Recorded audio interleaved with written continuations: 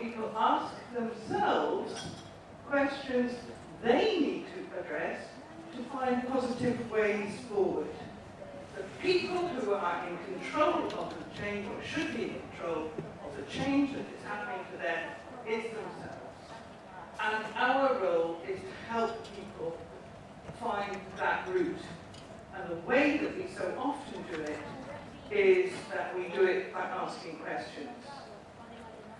We do it to promote social change, we do it to address life challenges, and we do it to promote well-being. And I want to take 3 examples from practice, just as to reflect on what it is we know from practice about people going through change, and how we take that into a wider context. Jane had a wonderful school career, went to university, first year, all fell apart, repeated very serious suicide attempts. 5 years later, through a Supported Housing Association, she found safety, one of those key elements in Maslow's triangle. She started to talk about being sexually abused by her father and brother, and how her mother was not in a position to protect her because she had learning difficulties. And her process to recovery, to getting to the top of that pyramid, has taken, I would say, about 20 years. For me, there are some lessons out of this that I think are worth thinking about in relation to what people need in terms of how they adapt to change. And I think one of the things that they need is a safe place. I think the other thing they need is time. We don't often think about time in some of the projects that we have that are funded by sort of big organisations which last for a year or 2 years or 3 years. And as research for 1 or 2 or 3 years. For us, many of the issues of some of the most damaged people in the world take much longer for them to journey through their changes to find the point of their pyramid. And I think that as social workers, we do not speak up hard or long enough about how long some of our interventions and our support must be in place for. And there is very, very limited research of a long-term nature that supports us taking that argument to policymakers about the really contributing to sustainable development. The other element to that is the time it takes for somebody who has been abused, where trust has been wrecked in their lives. It takes them time to trust again. But trust is really, really important in terms of us helping people find change. And that personal, social relationship is key to our work. We cannot do it by numbers. We're not social administrators. We are social workers. And we do our work through the way that we work with people.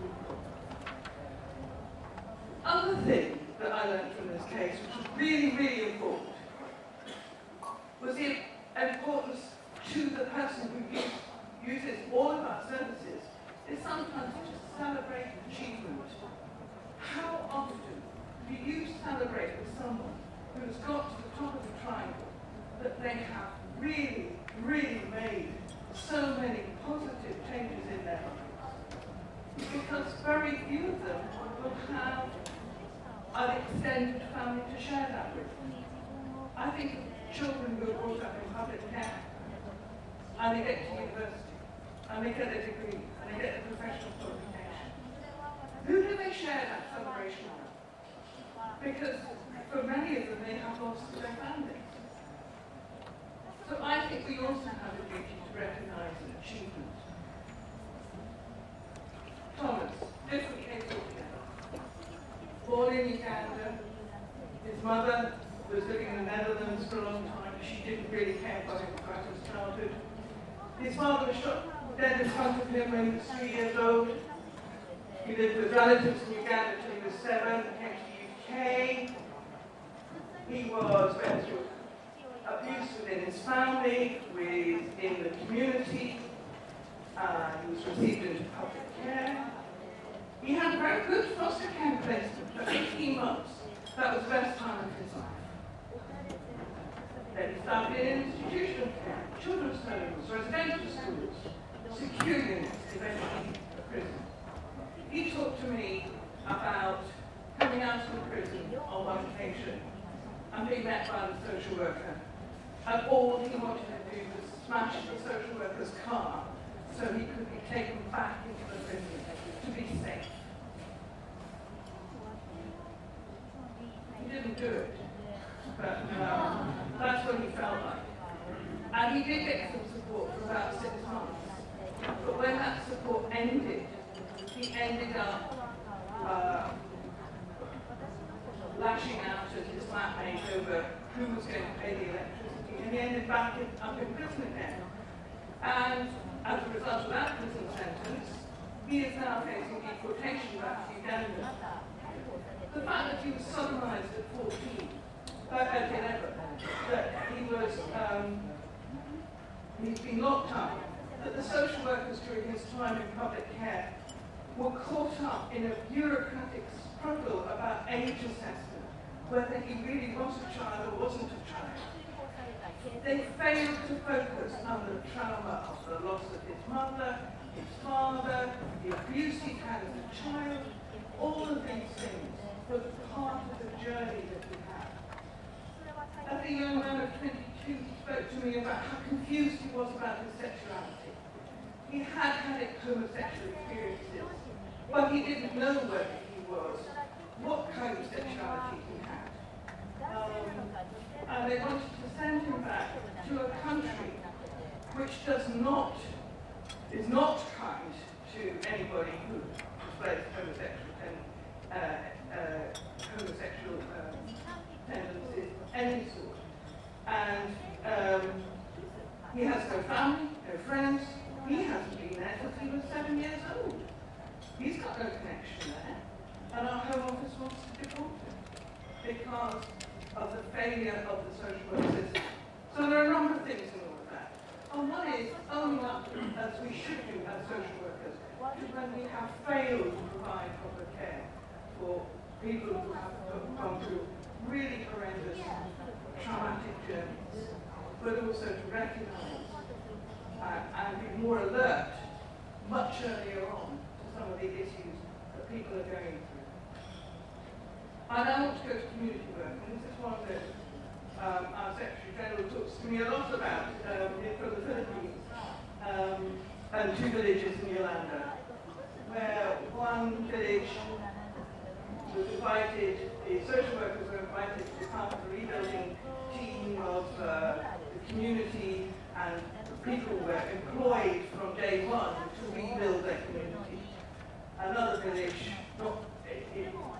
did not have that same kind of response, which was about empowering the survivors of the calamity to be involved in rebuilding. And it made a huge difference to where those 2 villages are now. And I think it pinpoints exactly where some really good social work has gone on to help empower people to build on those skills that remained with them even after the calamity that they have been through of grief and loss and chaos of a natural disaster.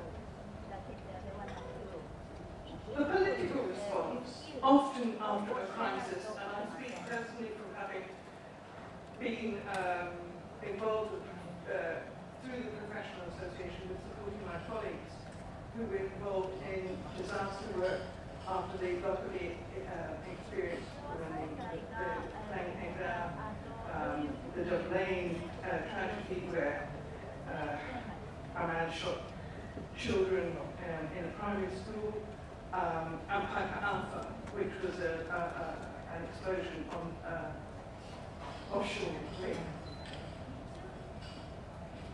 The political response is often this, and you will have it also with child abuse inquiries. The Royal Commission has been in the Commission has been in Australia is typical of one in this region.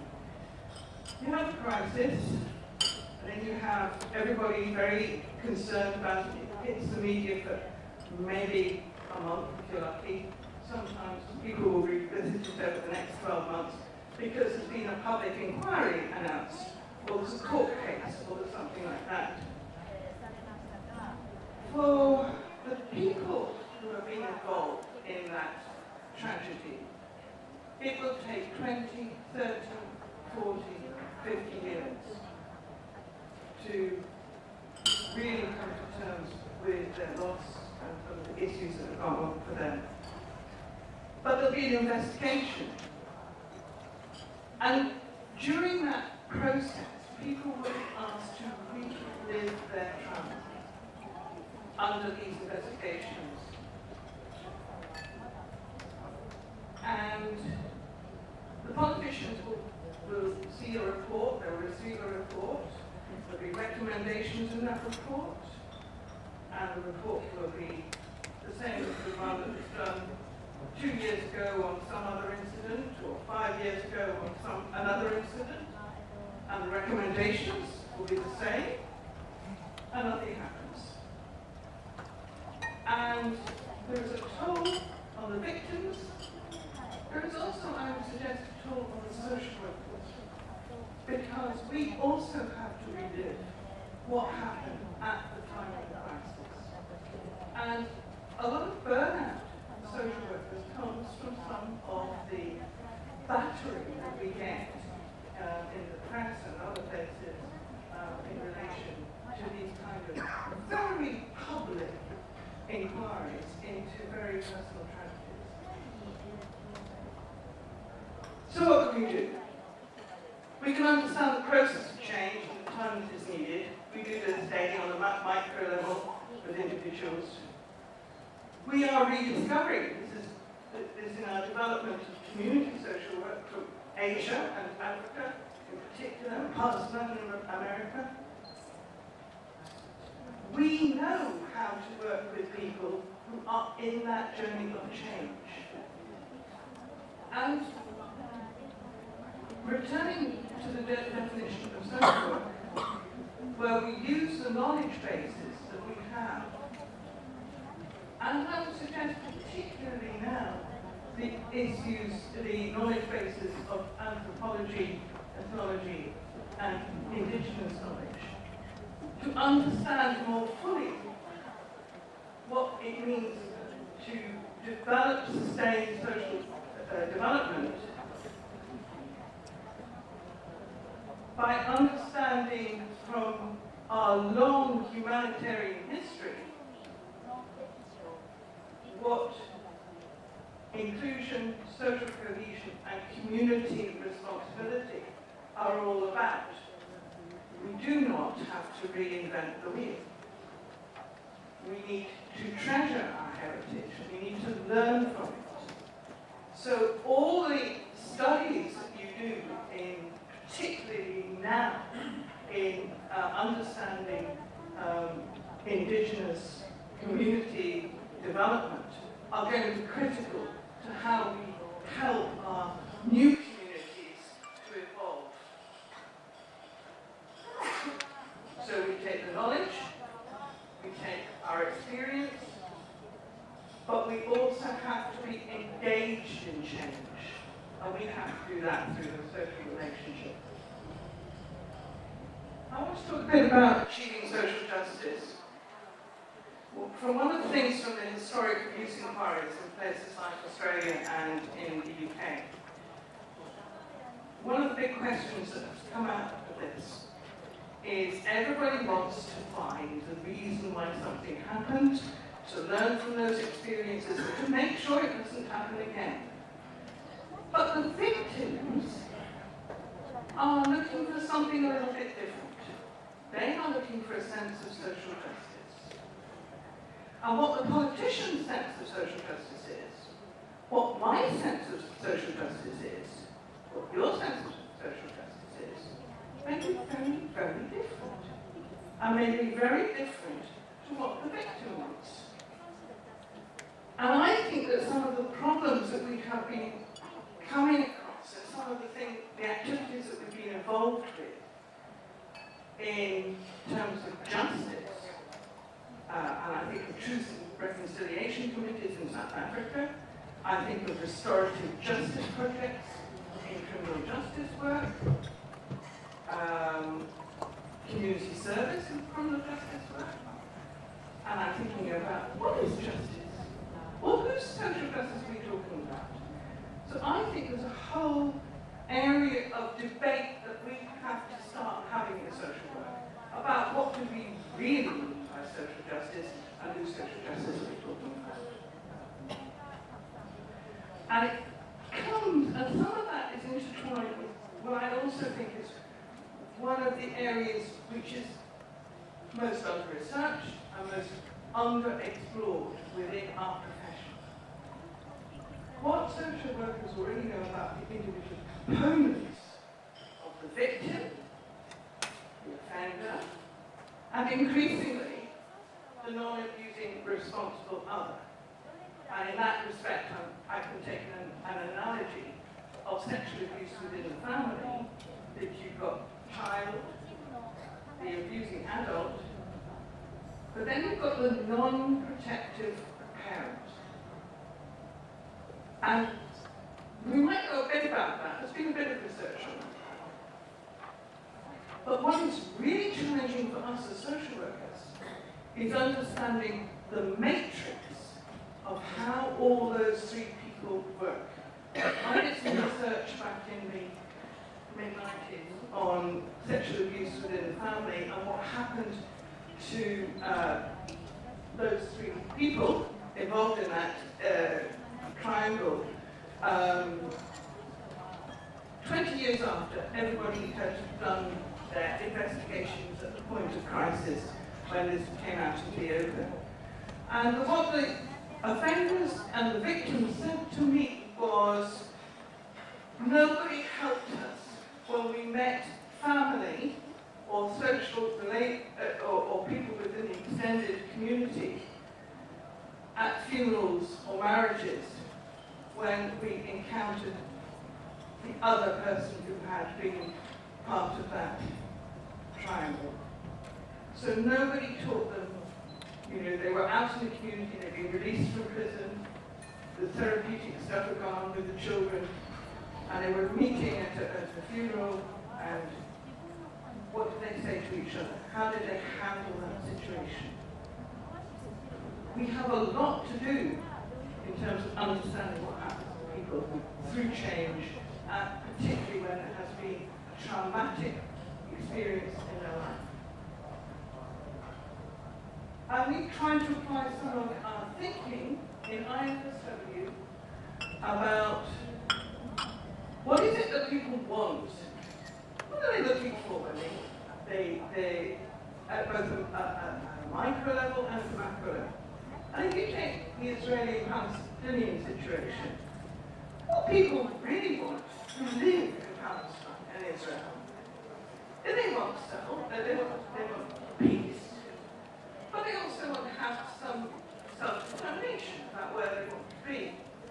So I think there's an issue here about social principles of social work practice that we apply to the individuals can equally be applied to countries.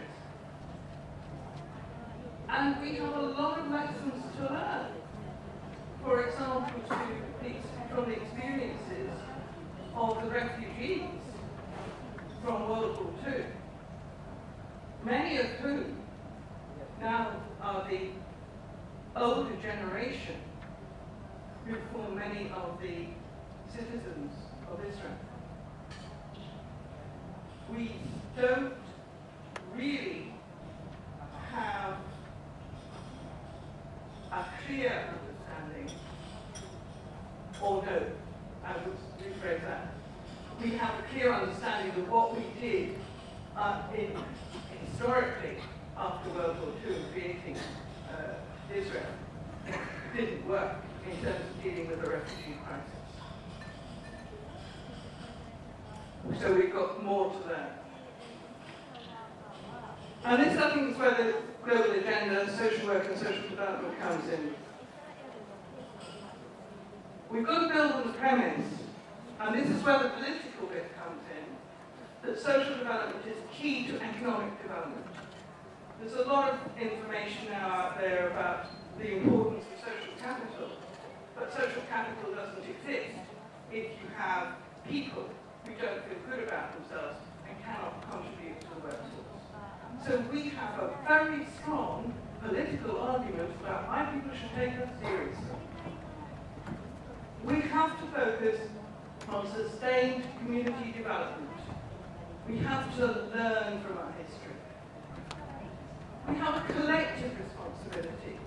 You and myself and every learned person in this room, we are very privileged because people have shared with us very intimate parts of their journeys and their traumatic adventures,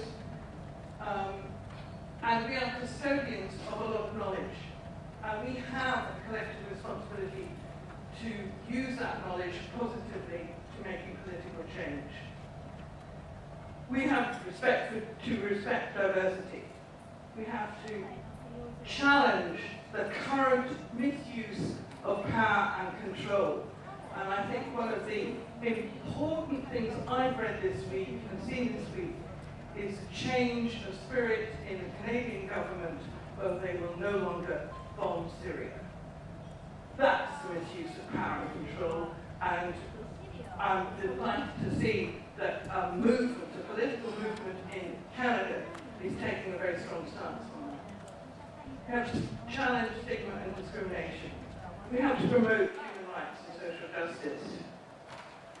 What will you contribute from your practice about the state of the world you live in and what you contribute post-positive social development to the global agenda? That is our means as social workers of getting our issues onto the political agenda at a high global level. And we have to replicate it at regional level and at national level. How would you use your knowledge in the global crises? So quickly, what people need in coping with change is time, safety and security, social relationships, trust. They need to be listened to. Success comes from building on the positive, not the overemphasized negative. And to be needed is to be empowered. And that came from a refugee who is now employed by Caritas, who is a social worker, who came from Syria, and is now working in Munich with refugees. This challenges us in our understanding of resilience. My friend Jane, who I worked with, would have been described as a very resilient child. She went through school impeccably, despite what was happening to her at home. I think we really have to question some of the use we make of that word resilience. As soon as the security of school was removed, she fell apart. Social protection flaws. We need to see underneath the floorboards. And we need to see the people who do not get access to the welfare, to the protection that governments will tell you that are in existence. My example of the Ugandan who is facing deportation, he is classed as a failed in the immigration system, and all his benefits are taken away from him. He has nothing to live on. That is not a social protection law that covers everybody. Achieving justice and understanding competing human rights, and I think Jim talked about that yesterday. Defining whose social justice we are seeking, and much more. So what do social workers do? And this is an example in September. There was a meeting of the social workers in Europe. And it was the first time they'd had an opportunity really to talk across national borders. They talked within their own associations and with their own countries about the refugee crisis. And they talked about meeting immediate need. But what we discovered was that there was knowledge that needed to be shared, and the importance of recruiting social workers from the refugee communities, using their skills and knowledge, empowering them through being needed. Also helped the refugees because they had a social worker who knew their cultural context in which they were making their journey. And that was absolutely significant. And that learning has been taken from Germany to Italy to Austria to Sweden to Iceland to Norway. And they do it through what is called Refugee Ticker, because this is a blog that they started after the European conference so that they could communicate with each other about some of the developing issues around refugees. And I think this is one of the strengths that we can do as an international community of social workers, hosted at this point by IFSW, about sharing information very, very quickly through social media about how we can make changes. Nobody this morning talked about what's it like for the local communities who have refugees come into their communities and how they will need to change. And yet there is a lot of information over the years, historically, about how communities have had to rethink themselves and rebuild. And there's a huge amount of information from South Africa about rainbow communities and how one can deal with the issues of discrimination and stigma and racism.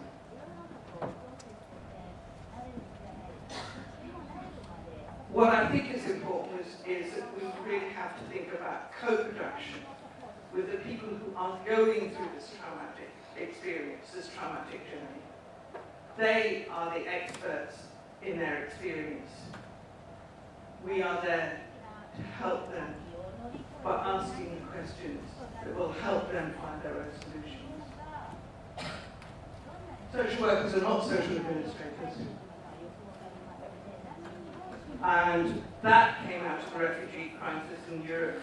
The social workers saying, no, we're not going to sit at desks and register people. We're actually here to work with people because they're going through very traumatic change, and that's where our skills need to be used. And I think that's an important statement for social workers to make. The social relationship is so important that we need to use it properly. We are co-producers, not independent operatives. They understand what the person sees as their goal, that may be different from ours, and the other partners. We have to understand what did they see as a socially just outcome. It's different from ours. We have to listen. We have to do the analysis together with the people going through change. We have to co-construct that way forward. We have to change will only happen when the partners are engaged in the same project, working in the same direction. Social workers are not advice givers or social administrators. Understand your own skills. This is what you have to offer. Social workers need to know how to support each other. Remember what I said about burnout and about how systems sometimes make us really worn out by re-questioning what we're doing. Social engagement leads to financial engagement that leads to healthy, sustainable societies and happy communities, creating safe and peaceful communities for their futures. That's the role of social work, working with people to create those communities. Thank you.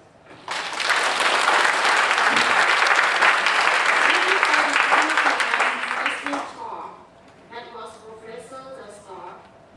She has reminded us of our role as social worker in the rapid changing world and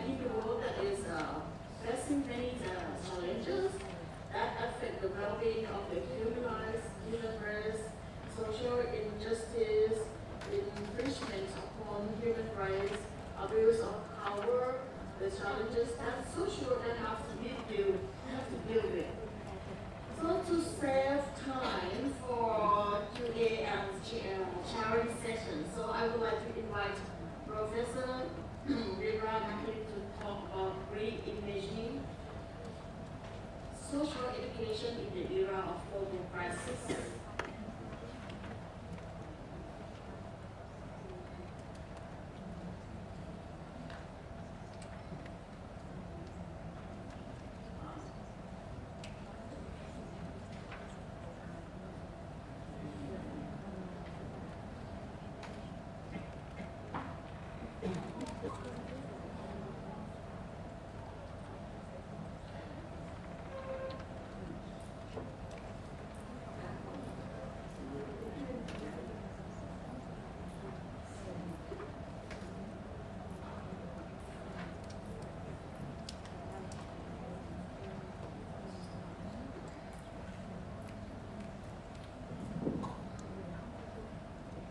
Good morning, everybody. After the excellent presentation by Ruth,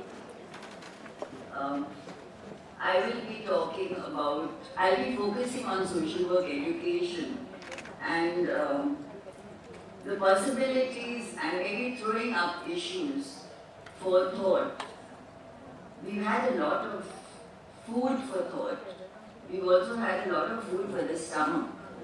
So I'm going to just add a little more food for thought before we go for lunch. And of course, Professor Tatsuru, I'm sure, is going to add on to more of the issues.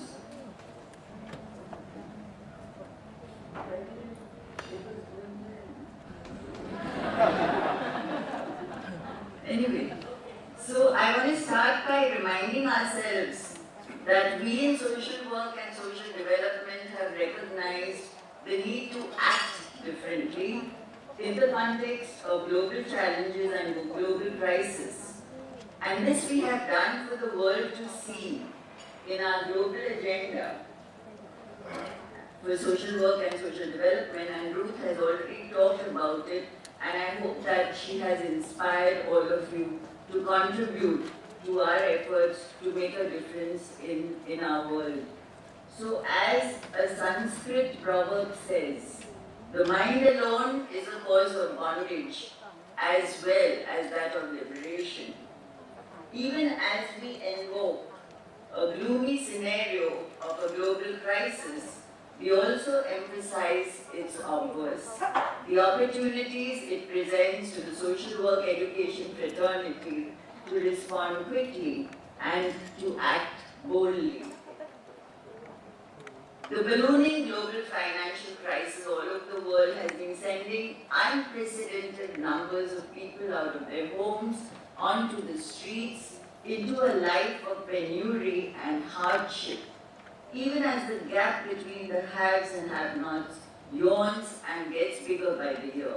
Predictably, many social systems and institutions are under threat. These include the very systems that supported the participation of marginalized communities in social life.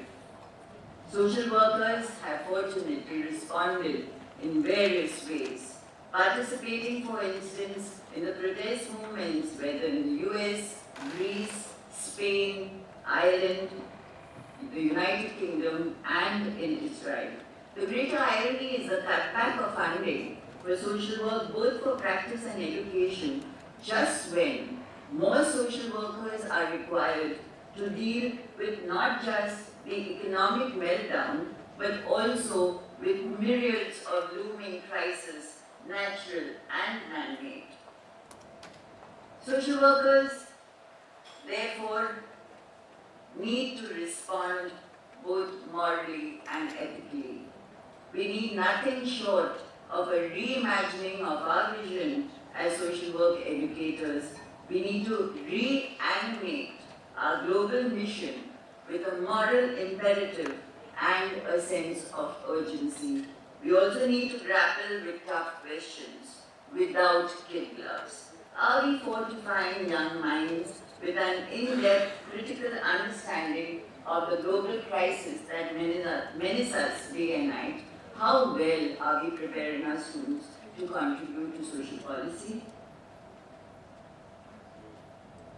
To develop a socially transformative social work education, We had to start with an in-depth analysis of the global political economy and the new form of imperialism by international markets and financial organizations. I think you've heard a lot about it this morning. There's unequal sharing of capital leading to increasing disparities between and within countries. These massive changes have not really resolved the problems of poverty, inequalities, or social injustice at the fundamental level. As the economist Thomas Piketty observes in his magisterial opus, Capital in the 21st Century, that we are becoming less equal, less mobile, less democratic, with the increase in capital accumulation in a few hands. I would therefore like to submit that only by addressing structural problems at their root can social work education hope to lead social transformation in a more equitable, compassionate, and more inclusive manner. This would entail engaging with the systems that oppress people and cause social injustice and inequalities, with systems, policies, and practice that discriminate and violate human rights. Partnering with the affected people and with those who can make a difference through imaginative and daring strategies of innovation and